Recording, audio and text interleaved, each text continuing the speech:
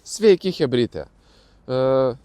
Tikriausiai pagal thumbnailą pamatėt, apie ką bus šitas epizodas, tai pasikartosiu, šitą epizodą aš nusprendžiau padaryti apie tai, kaip atvežti automobilį iš Amerikos. Ir aš suprantu, kad aš nesu kažkoks ten profas, nedirbu su to kasdien, ta prasme, neatsivežu dešimčiais ir šimtais automobilių. Bet jau kelis automobilius savo atsivežiau ir pagalvojau, kad galimai mano patirtis bus kažkuriam iš jūsų reikalinga ir naudinga.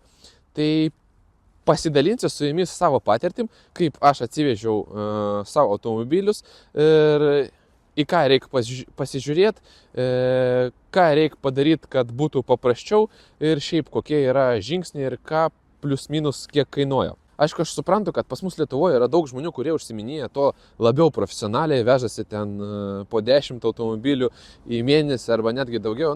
Dabar ne apie skaičius kalbam, bet esmė tame, kad jeigu jūs esate toks žmogus ir kažką pasakiau negerai arba kažką galima padaryti paprasčiau, pigiau, greičiau ir turit kažkokių pastebėjimų, tai nesidrovėkit, parašykite komentarus, aš tą komentarą prikabinsiu.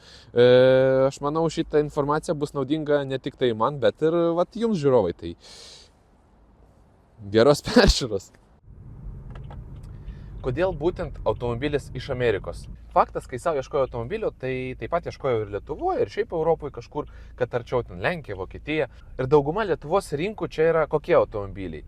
Tai bus arba tuščias europietis, arba europietis iš Vokietijos su labai daug ridos prisukiota tuose autobanuose, arba tai bus tas pats daužtas amerikietis. Bet irgi pažiūrėjęs, kam pirkti daužtą amerikietį čia su užkelta kaina mūsų Lietuvos pirikūpų, jeigu galima pasiimti jį tiesiai iš Amerikos. Dar vienas faktorius, kuris nulėmė tai, kad aš savo automobilius ieškausi būtent Amerikoje, tai kad ten yra labai didelis pasirinkimas aukcione ir sėdint ir žaidžiant galima sugauti variantą su geresnė ryda, su geresnė komplektacija ir taip surasti savo tinkamesnį automobilį negu čia. Tai nuo ko reikėtų pradėti automobilio paieškas? Iš pradžių reikia išspręsti, kurioj platformai mes jį pirksim. Tai yra du tokie populiariausi aukcionai Amerikos, tai Copartas arba IAAI, berods taip vadinasi. Tai ten šiaip užėjęs žmogus, pavyzdžiui, jeigu jūs dabar užeisit, jūs galėsit pasižiūrėti, kokie automobiliai kada bus parduodami, kokia jų dabartinė kaina, netgi kai bidins galėsit žiūrėti, kiek ten bidinasi, bet patys kelt bidą jūs negalėsit, nes tam reikia susikurti akauntą ir reikia nupirkti kaip raktą, kažkas tokio. Ir kyla iš karto toks klausimas, ar verta pirkti tą raktą? Jeigu jūs norit užsiminėti automobiliais ir jeigu jūs žinot, kad vešit automobilius ten kas savaitę, tai faktas, kad verta, bet taip tiesiog nupirkti vieną automobilį, tai mano pasiūlymas būtų nepirkti to rakto. Yra daug įmonių, kurie suranda ir atveža jums automobilį būtent pagal jūsų poreikius. Taip pat, jeigu pažįstat kokį nors žmogų, kuris to užsiminėja, galit bandyti su juo sutart. Man labai pasisekė, nes aš turiu draugą, kuris užsiminėja automobiliais, būtent iš Amerikos, tai aš darau dar paprasčiau. Aš surandu savo tinkamą automobilį, numetu jam variantą ir numetu kiek bidint. Ir jisai jau už mane bidina ir tiesiog parašo, ar mano stavkė permušė, ar mano stavkė laimėjo. Gerai, tai su aukcionu apsisprendėm, akauntą gavom, jeigu suradom įmonę, kuri mums veš automobilį, tai viskas dar paprasčiau, nes patiems nereikės ieškotis variantų, bet mes žiūrim tą variantą, kur patys ieškome. Tai dabar reikia išsirinkti būtent lotą, už kurį mes bidinsim. Tai, kad tai biški geriau jums parodyt, šokam prie kompo. Matote, kokie tamsus ratlankiai? Ir čia yra ne šiaip savo kažkoks purvas, o čia yra dulkės nuo stabdžių. Ir tokį purvą su paprasta plovyklos puta neatplausi. Tai kad tokį purvą nuplaukt, reikalinga specialia chemija. Mes dabar užpurkiam tą chemiją, tai luktelsim 3 minutės, per tas 3 minutės nupurškim visą mašiną ir ratlankiai bus nuplauti. O tą chemiją jūs galite surasti Detailer Place parduotuvėje ir su promokodu GANZIK10 jūs gausite 10% nuolaidą visoms prekiams ir ta nuolaida sumuojama su jau esama parduotuvėse. Tai užeikit, nusipirkit ir naudokitės. Turėkit švarų automobilį, netgi tokią purviną žiemą. Na va, ir mašina švari, ir atlankiai blizga. Dar būtų gerai kokio padangų tamsintojo, bet Ana irgi surasit Detailer Place. Tai Detailer Place, mano rekomendacijos. Esu biški biednas youtuberis, todėl vietoj ofisų pas mus BMW F30. Ateikit čia. Gerai, pradėsim nuo to, kaip sužinot kainą, vertė automobilio, kurį mes norim pirkti būtent aukcione. Tai aš naudoju labai paprastą dalyką, aš iš pradžių užeinu į tokį tinklą kaip Bitfaxas. Ir čia mes įsimušam, pavyzdžiui, mums įdomi automobilį, BMW M3 ir suieškom ir mums išmeta visus jau parduotos automobilius. Ką mes čia galim pamatyti? Čia mes galim pamatyti, už kiek buvo parduotas automobilis ir kokie buvo jo gedimai. Ta prasme, čia ir visos nuotraukos už aukciono ir aprašymas. Ta pavyzdžiui, ten run and drive arba engine problem arba ten dar kažkokia nors problema. Ir mes galim pagal tai žinot, už kiek tie automobiliai plius minus nusijama nuo aukciono. Dar labai svarbus dalykas. Šiaip, jeigu galvojat, kad nusipirkę automobilį iš Amerikos jūs uždirbsit krūvą pinigų, tai čia yra toksai realiai myfas, nes automobilio, kurio vertė nesiekia 20 000 eurų, iš jų uždirbti yra labai sunku. Taip, jūs galite sutaupyti kažkiek eurų palyginus su rinka, bet irgi čia yra rizika. Nes pavyzdžiui, jeigu automobilį mes surenkam ir jo vertė yra 12 000 ir mes surinkom už 11 000, tai jo, mums pasisekė, mes nuo rinkos kainos atlošėm 1 000 eurų. Bet su tokiom mažom sumom čia išeina, kad mes mėnesį laukiam automobiliai, mėnesį rinkom, dažėm, važinėjom, ten tvarkiam popierius ir uždirbom tik tai 1000 eurų. Čia nėra uždarbis. Uždarbis prasideda, kai ten jau didelios kainos. Tai vat šitą mifą reikia iškart išmest ir jeigu jūs norit būtent uždirbinėti, tai reikėtų tada netokius jau pigius automobilius pirkti. Aš vežuosi savo automobilį, kaip jau minėjau, dėl komplektacijos ir ridos, todėl man tas dalykas yra nelabai svarbus. Aš kažkiek ten susitaupau nuo rinkos kainas ir gaunu man norimą automobilį. Gerai, tai grįžtam prie pačio aukciono. Kai mes jau suradom automobilį, ant kurio norim bidinti aukcione, pavyzdžiui, BMW M3, perskaitėm, kad čia mums viskas tinkama, kad gedimai tinkami, biški gavusi smūgį į galą ir viskas kaip ir gražiai čia atrodo, variklis veikia, viskas tvarkoj, rida tinkama, tai paprasčiausias dalykas, kaip patikrinti, ar čia yra normalus skelbimas, yra tiesiog nukopint VIN kodą ir įmušti į Google. Nes dažniausiai Google mes pamatysim, jeigu kažkas buvo ne taip. Čia mes matom, kad kaip ir kitų kažkokių skelbimų šito automobilio nėra, tai galimai reiškia, kad skelbimas yra švarus. Nes Amerikoje yra labai populiarus toks dalykas, kad meksikiečiai nusiperka daužtą automobilį iš aukciono, smarkiai daužta, tiesiog užmeta ten kėbulą elementus, kad iš išorės atrodo, kad automobilis nelabai stipriai daužtas ir parduoda dar kartą. Ir tokius automobilius galima surasti būtent tiesiog paprastai pasiieškant Google. Aišku, tai nelabai geras patarimas, nes Google galima ir ištrinti informaciją, yra ten tam tikrų saitų, kur žmonės sumoka ir ištrina. Tai yra tinklalapiai, kuriuose mes galim sumokėti ir pažiūrėti pilną automobilio ataskaitą ir tada būti įsitikinę, ar tikrai šitas automobilis turi tik tai tokius smūgius ir ar anksčiau nebuvo parduodamas. Mes suradom automobilį mums tinkamą, pasižiūrėjom, kad jisai anksčiau nebuvo parduodamas, tai reiškia, kad čia yra jo pirmas smūgis ir jisai toks ir yra, kokį mes matom aukcione, pasiskaičiuovam. Vat mano patarimas, pirkti automobilį iš Amerikos čia labai paprasta matematika. Ta prasme, mes nusipirkam automobilį ir turim dar primest prie jo kainos maždaug 4000. Čia dabar kalbam apie automobilius iki 20 000 vertės, nes aš kol kas tik tai tokius ir esu nusipirkęs. Mes primetam kažkur apie 4000 eurų grubiai, kad automobilis atsirastų pas mus namuose. Tai yra mokestis už aukcioną. Ten yra aukciono kažkoks fee, tada mokestis už konteinerį ir atvežimą, plus transportavimą ir muitas. Labai svarbus dalykas yra muitas. Ir va čia irgi toksai vienas punktelis, kur mes turim įdėmiai rinktis, jeigu mes pasirinkom įmonę, kad mums vežtų, mes turim įdėmiai rinktis įmonę, kad jinai normaliai sutvarkytų popierius, būtent su muitu. Nes dažnai būna, kad sako, mes jums pigiau padarysim muitą ir taip, jie padaro pigiau, bet po to juos užgauna muitinė arba ten VMI ir gauna tiesiog metalo krūvą be dokumentų, nes įmonė buvo uždaryta, dokumentai konfiskuoti dėl melavimo su muitu. Tai su muitu geriausia nemeluot, pasirinkti normalią įmonę, kuri normaliai viską padarys, kur jūs sumokėsit tą muitą. Pavyzdžiui, už šitą automobilį aš sumokėjau kažkur 1,5, už praeitą kažkur 1,8. Tai skirtumas tik tai tame, kad jeigu šovė airbagai, muitas būna biški mažesnis. Tai vat, jeigu jums ten sako muitą sumokėt 100 ar 200 eurų, tai kažkur gali būti negerai. Dar, pavyzdžiui, kaip aš skaičiuoju kainas, irgi su tą pačią matematiką, tai kai aš žiūriu automobilį, būtent nuotraukose, aš jau pasižiūriu kainas dalių, kurios man reikia ir žiūriu tai į pliusą. Ir va taip pasiskaičiuoju, kiek man iki rinkos. Man dar biški paprasčiau, nes aš automobilį renku pats, tai man nereiks skaičiuoti darbų. Bet jeigu jūs perkatės, tai turit labai įdėmiai viską sužiūrėti, ko trūksta šitam automobiliui, kokius darbus reikia padaryti, tai viską pasiskaičiuoti ir tada žiūrėtis, kokią sumą jūs galit bidinti. Nes labai paprastai yra pamatyti skelbimo kainą ir žiūrėti, kiek jums išeina plius minus. Bet labai sunku yra bidinti, kai jūs nežinot, kiek jūs turite mest pinigų, kad nupirkt ne per brangiai arba kad iš vis nupirkt. Nes jeigu mesit per mažai, tai nenupirksit.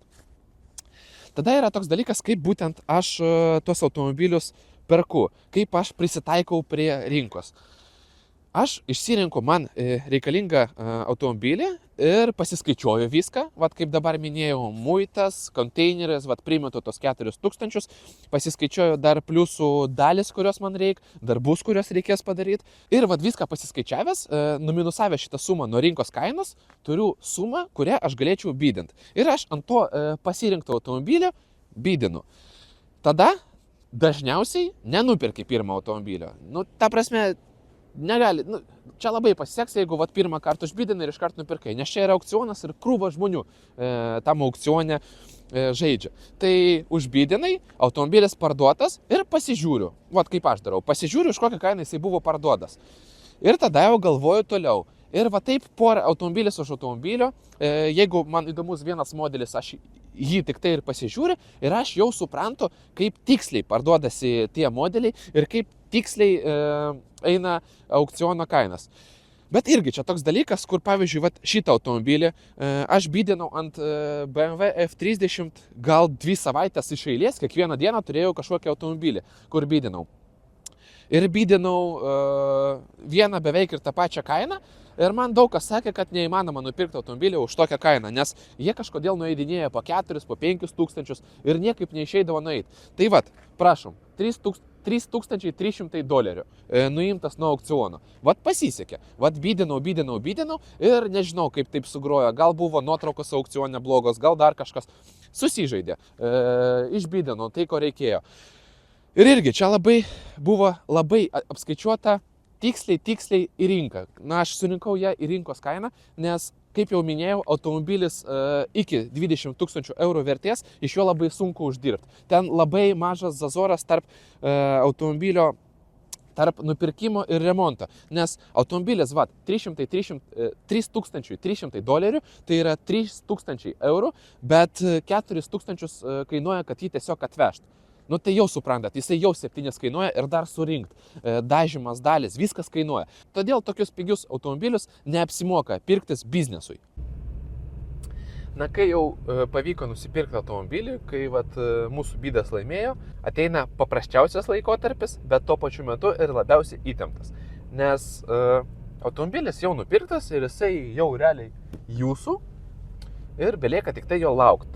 Plaukia automobilis minimum mėnesį, o maksimum gali ir pusę metų plaukti. Yra ir taip buvę. Kodėl tai yra įtemptas laikotarpis? Visų pirma, ne faktas, kad automobilis atplauks toks, kokį jūs matėt nuotraukose. Aukcione gali jį apvogti. Ta prasme, tie žmonės, kurie krauna, perkrauna, perveža iš aukciono iki uosto, gali kažką pavogti iš automobilio. Tas automobilis gali patekti eismo įvykį, kaip tai juokinga neskambėtų, bet važiuodamas ant ralų jisai irgi gali būti trenkteltas kažkur. Taip pat, kraunant ir iškraunant, tas automobilis gali būti dar labiau pažeistas. Taip pat plaukiant automobilis nėra 100% saugus. Labai dažnai taip atsitinka, kad konteineriai iškrenta iš laivo ir skęsta. Ir pavyzdžiui, nusipirkęs kokį Porsche Cayenne, už 30 000 nusiėmęs jį nuo aukciono, jisai gali tiesiog paimti ir nuskęst. Ir nieks jums nieko negražins. Dar yra vienas faktas, kad netgi jeigu jums automobilis atplaukia, ne visada su jo kartu atplaukia dokumentai.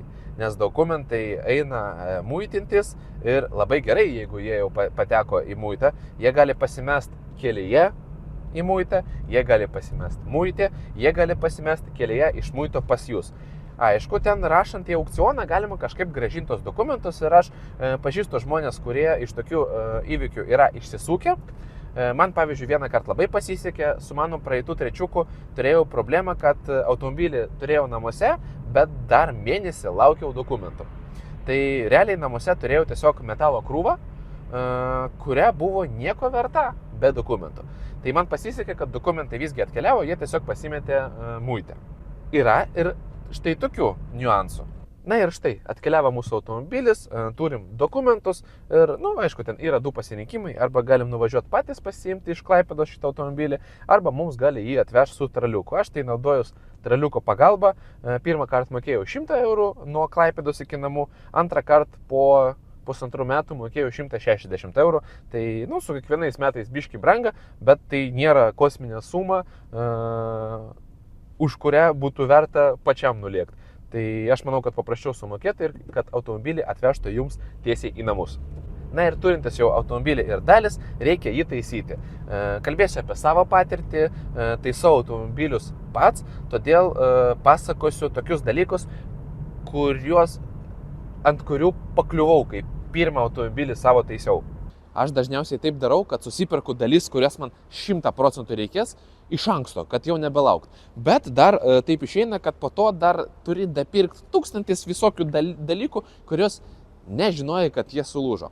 Tai pirmuoju etapu mes, aišku, kad išardom automobilį ir pasižiūrim, ko mums trūksta. Ir jau pagal tai susiperkam dalis ir renkam. Rekomenduoju pirkti naujas dalis, nes jeigu viską rinkti iš šrotų, tai idealiai nesurinksi, nes šrotose idealių dalių nėra. Dar yra toks dalykas, ant kurio papuoliau pats, perkant pirmą automobilį, tai kad vėliau, kai mes jau viską surinksim, kad gaut visas pažymas, reikia užvažiuoti ant stendo. Ir ant stendo automobilio ratai turi turėti idealią geometriją. Tai vat, jeigu automobilis gavo kurį nors ratą, tai vizualiai pamatyti visų pažeidimų mes negalim, nes vizualiai šakės gali atrodyti tiesios, bet jos būt biški kreivokos ir ant stendo neišsistatys. Tai vat mano patarimas jums, jeigu automobilis gavo į ratą, keičiam amortikus, keičiam stupicas ir keičiam visas šakes. Aš taip darau ir vat su šito automobiliu man buvo labai paprastai. Jinai buvo gavusi į ratą, aš kartu susipirkau pilną priekinę pakabą, va tai vat įmečiau ir man išėjo daug pigiau ir daug greičiau negu su pirmo automobilio. O su pirmo automobilio buvo taip, kad aš nusipirkau tik tai sulūžusią šakę, įdėjau, viskas tvarkoj. Nuvažiavau į ekspertizę, man sako, kreivai ratas, jis užgulęs. Aš tada nusipirkau amortiką. Atvažiavau, išėmiau seną amortiką, žiūriu, tikrai, biški linkęs. Įdėjau naują amortiką, nuvažiavau, vėl netiko, vėl neišsistatė ratas. Tada aš nusipirkau pilną stupicą. Įdėjau stupicą, nuvažiavau ir tik tada viskas pasisekė. Tai vietoj tų 3 dasipirkinėjimų, važinėjimų ir tų visų patikrinimų, aš galėčiau vieną kartą tiesiog nuvaryti, pilnai pakabą perrinkt ir iš pirmo karto viską padaryti. Tai va toks būtų mano patarimas su pakaba, iškart nusipirkti pilną pakabą ir viską iškart įdėti. Nes va, kaip ir minėjau, šakių, amortikų ir stupicų įlenkimus nepamatysit. Dalykas, ant kurio aš nepapuoliau, nes su automobilių saugumo aš nejuokauju ir nesiūlau jums. Tai būtinai visi airbagai pakeisti į naujus. Arba nuvežti į tam tikrus servisus, kur tos airbagos jums atrestauruos, bet jokių būdų nepalikinėt tuščias vietas. Airbagai turi būti vietose. Na ir toksai dar vienas punktelis, kuris labai pas mus aktualus Lietuvoje. Netaupykite ant dažytojų. Sutaupysite ant dažymo, pralaimėsit automobilio vertę. nes sutaupę ant dažymo gausite krūvą problemų ir krūvą nervų. Geriau jau su dažytojais tai vieną kartą nuvežti, sumokėti, gauti idealiai nudažytą mašiną ir toliau nesiparintis. Nu ir mano nuosavas skausmas. Lempos. Aš nežinau kodėl, bet man dar neišėjo surasti tam tikrą algoritmą, pagal kurį aš nesipiščiau su lempom po to, nes pirmas automobilis buvo nelabai smarkiai gavęs ir lempa buvo beveik gyva, buvo tik tai dūžęs stiklas ir korpusas. Tai aš nuvežiau į servisą tam tikrą, dabar jį nereklamuosiu, nes prasipisau skaniai. Man pakeitė stiklą, pakeitė korpusą, viską surinko ir prasidėjo žaidimai. Tai man vienas neveikia dalykas, tai kitas neveikia dalykas, tai sudega kažkoks ten relė, tai sudega posūkis, tai dar kažką. Ir ten vis važinėjau ir aš 4 kartus nuvažiavau, man viską sutvarkė, aš važiuoju į techapžiūrą, nesureguliuota lempa. Važiuoju atgal pas juos, jie man sako, tai lemputė ne tą pusę įdėta. Nu jo parasate, tai kažkaip jau galima buvo šitą dalyką jau išspręsti per tiek privažiavimo. Ir va čia mano nuosavas skausmas. Nes nusipirkę šitą automobilį, aš galvoju, viso, nežaisiu su lempų restauravimu. Perku surenktą lempą. Nusipirkau surenktą lempą, įdėjau, tai toj surenktoj lempoje kinietiški blokai buvo. Tai man pradėjo Angelaisai perdegti, tai dabar nesenai, karoči, dar atsijungė aukščių reguliavimą. Tai vėl reikėjo vežti, keisti blokus į kitus ir vėl krūvą pinigų. Tai ką, pirmą kartą perinkęs lempą sumokėjo apie 100 eurų? Ką čia, karoči, nusipirkęs naują lempą, vis tiek sumoja apie 100 eurų išėjo. Dar nesuradau algoritmo, kaip gerai su lempom čia sužaisti, kad būtų pigiau, greičiau ir be jokių proto knisimusi, bet toks yra niuansas. Ir dar su lempom yra svarbus dalykas, jeigu jūs keičiat stiklą ir korpusą, labai svarbu, kad jums padarytų graviruotę. Nes kai praeinat po to ekspertizę, ant lempų turi būti europinė graviruotė. Šito dalyko negalima pamiršti, nes čia buvo dar vienas niuansas su pirmu automobiliu, dėl kurio man teko grįžti į tą servisą. Nors aš jiems sakiau, kad automobilis iš Amerikos ir man reikės jį sueuropinti. Ir vis tiek pofik pamiršo graviruoti ir už ją dar 105 eurų iš viršaus. Nu, tikiuosi, jūs ant šito nepapulsit, nes dabar jau žinot, ko reikės. Na ir va, taip gražiai čia priėjom iškart prie sueuropinimo temos ir prie temos su dokumentais, su ekspertizėm. Tai iškart papasakosiu, ko jums reikės. Reikės popierėlio, kad automobilis tiesus, tai geometrijos popierėlio.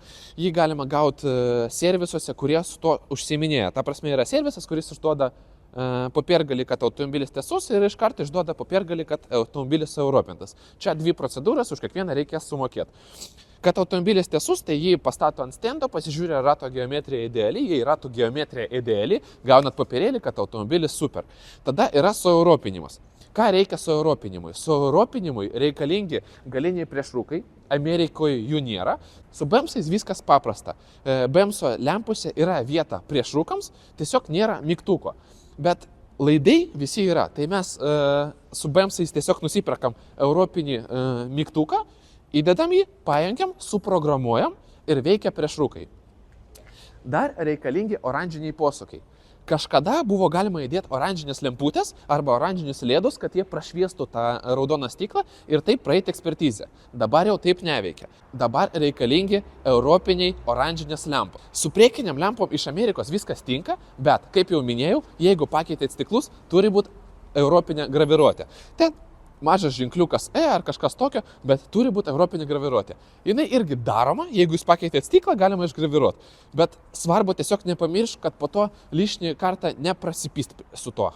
Gavę visus tos popierius, gavę popierį, kad automobilis tiesus ir sueuropintas, galima važiuoti į techapžiūrą. Techapžiūrai viskas standartiškai, su automobilį pažiūri ir po to lieka dar viena ekspertizė, jau regitros ekspertizė, kur automobilis sutikrina, ar tinka VIN kodai, ar kažkas gerai su diržais. Realiai nežinau, ką jie ten žiūri, bet tikriausiai svarbu, kad liktų originalus diržai.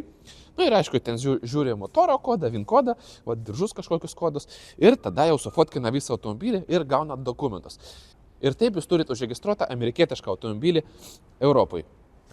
Dar toks vienas iš niuansų, kad amerikietiški automobiliai, kiek pastebėjau, turi čiučiut didesnį taršos mokestį ir čiučiut brangesnį draudimą. Na ir tikriausiai viskas, galima džiaugtis automobiliu. Kažkaip aš taip įsišnekėjau, kad nepastebėjau, kur priejau prie to momento, kur automobilis jau užregistruotas.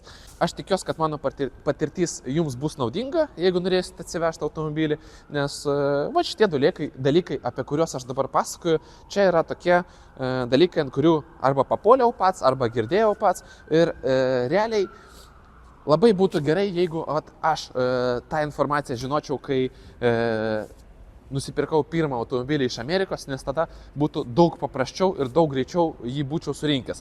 Nes, pavyzdžiui, pirmą savo automobilį aš nuo momento, kai aš nupirkau jį aukcione iki to momento, kur užregistravau, praėjo apie pusę metų.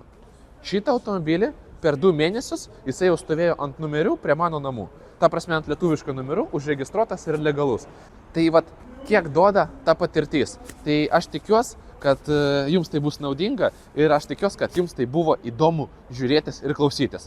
Ir kaip jau minėjau pradžioj, jeigu jūs užsiminėjat profesionaliai automobilių iš Amerikos atvežimo ir jeigu aš kažkur kažką negerai pasakiau arba turit kažkaip papildyti mano video savo informaciją, tai drąsiai rašykite komentarus, aš mielai perskaitysiu. Mielai, jeigu tai bus naudinga informacija, prikabinsiu ją viršui, kad jūs, mano mėlėjai žiūrovai, galėtumėte tą informaciją pasiskaityti. Ir iki sutikimo sekančiose epizoduose. Dar bus daug linksmų ir įdomių epizodų. Ate, ate.